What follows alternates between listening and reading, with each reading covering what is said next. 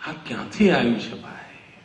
એમને ખબર જ નથી કે આપણે ગુજરાતી લોકો છીએ. આપણી જ ભાષામાં 3 મહત્વના શબ્દો છે. દુનિયાની બધી ભાષામાં નહીં હોય એવું માનું છું. હું ભાષાશાસ્ત્રી નથી, પણ નહીં હોય. આપણે ત્યાં ભણતર શબ્દ છે, ઘડતર શબ્દ છે. આ 2 શબ્દો તો કદાચ બીજી ભાષામાં હશે, પણ ત્રીજો શબ્દ છે ગણતર. એમાં ગુજરાતી પાકો. ભણતર, ઘડતર અને ગણતર બધી ચીજો ગણતરીપૂર્વક કરે. મિત્રો, આપણે ત્યાં આ સામર્થ્ય આ આખી આ જ્ઞાન પ્રવાહમાંથી, અનુભવમાંથી પ્રાપ્ત થયું હોય છે. પરિવારમાં વાંચનનું વાતાવરણ કેમ ન બને? હું નવો મુખ્યમંત્રી આવ્યો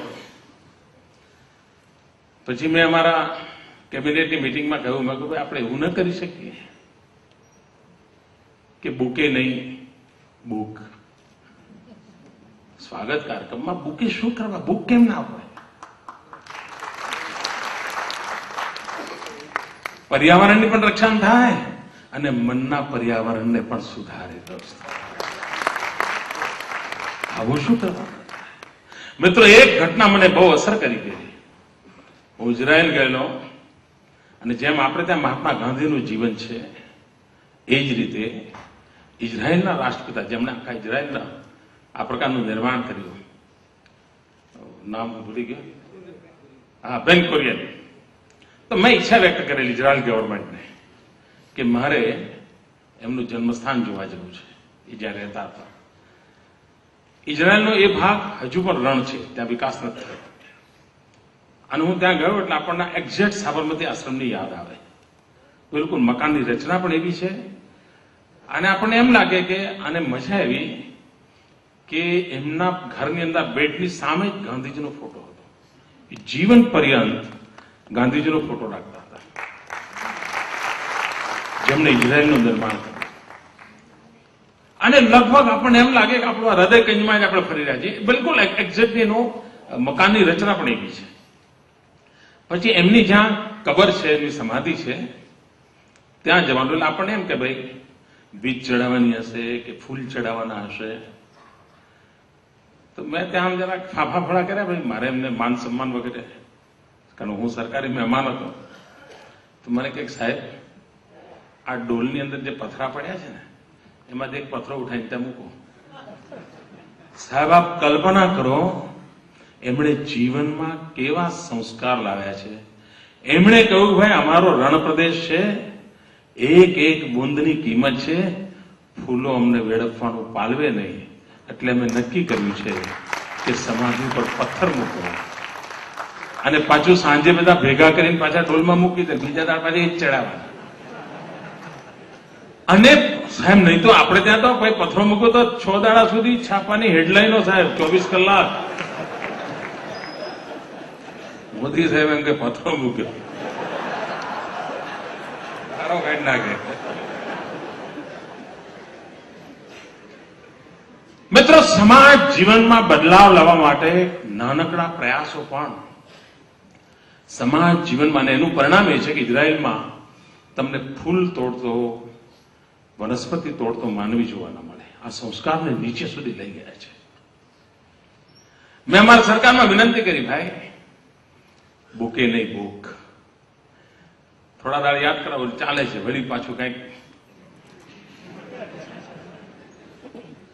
પછી એમાં તમે બીજો વિચાર કર્યો. પછી એમાં શું કરવા માંડ્યા કે બુકેના ઉપર બુક મૂકીને આપવા માંડ્યા. પછી મેં કહ્યું એક કામ કરો ભાઈ, ખાદીનો રૂમાલ અને એક પુષ્પ.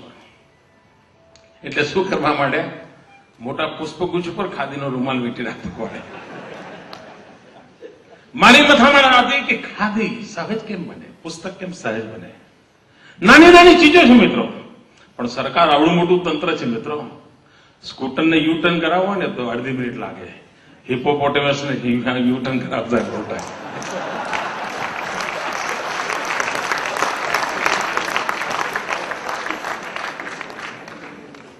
પણ મારી મથામણ છે મિત્રો, જે સારું સૂઝે, સારું કરવાનું ક્યાંક સાંભળવું, એને ક્યાંક ને ક્યાંક વ્યવસ્થામાં મઢવા માટેની મથામણ છે. મિત્રો, હું એક એવા લગ્નમાં ગયો હતો જેનો ઉલ્લેખ કાયમ કરતો હોઉં છું. જે લગ્ન પત્રિકામાં નીચે લખ્યું હતું કે ભેટ સોગાદમાં અગર પુસ્તક લાવશો તો અમને ગમશે. લગ્નમાં લખ્યું હતું એને. ઘણા લોકો લખે છે ને કે ભેટ સોગાદ સ્વીકારતા નથી, એટલે યાદ કરાવે કે ભૂલતા નહીં.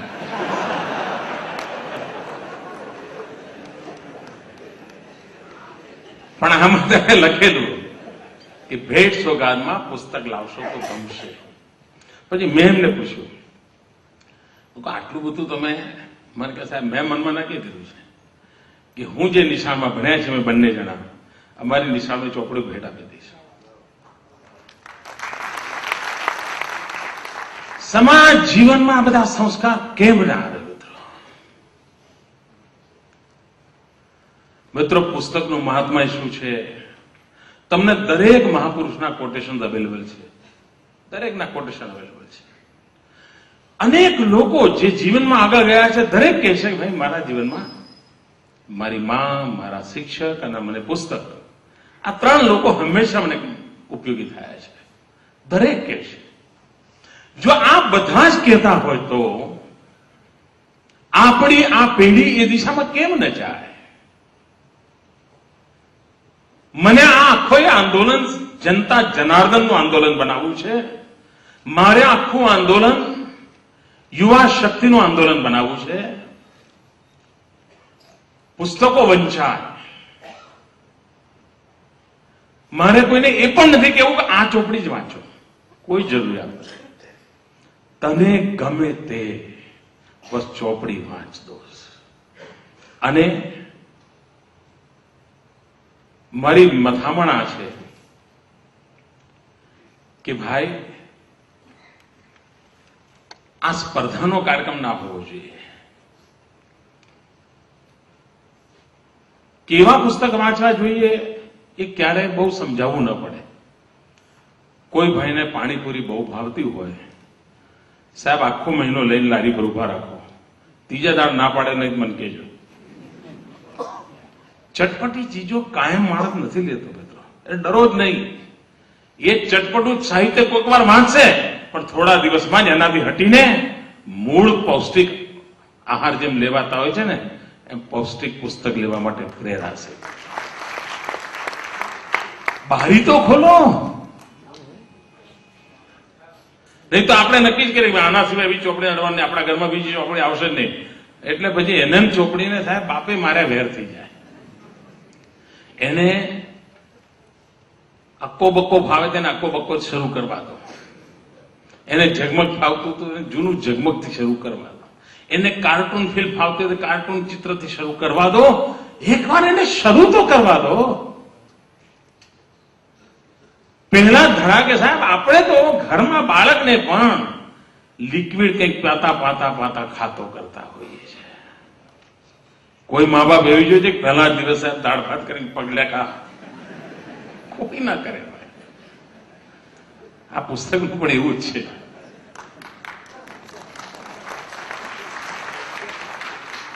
એને એનો ચસ્કો પડે અને ઘરમાં મા બાપ કહે ભાઈ શું લાવવું છે, બોલ તારા માટે આ વખતે જન્મદિવસે શું લાવવું છે? બાળક પોતે માંગણી કરે મને આ પુસ્તકોનું સેટ જોઈએ છે આ વખતે. દાદાજીને કે દાદાજી બીજું નહીં, ચોકલેટ બોકલેટ પછી આ ચોપડી મારે જોઈએ છે. કાકા આવવાના હોય તો કાકાને કે કાકા મારે તમારી પાસેથી આ ચોપડી જોઈએ છે. તો બાળકોને પૂછો તો ખરા, તને 50 ચોપડીઓ ગમતી નામ લખવાના તું લખી શકે? આપણને નથી લાગતું મિત્રો કેટલું બધું ખેડાણ કરવું પડે એવું છે. એના મન વાંચન એટલે પરીક્ષા માટેની તૈયારી. મિત્રો મારે મન વાંચન એટલે જીવન પાર કરવા માટેની તૈયારી.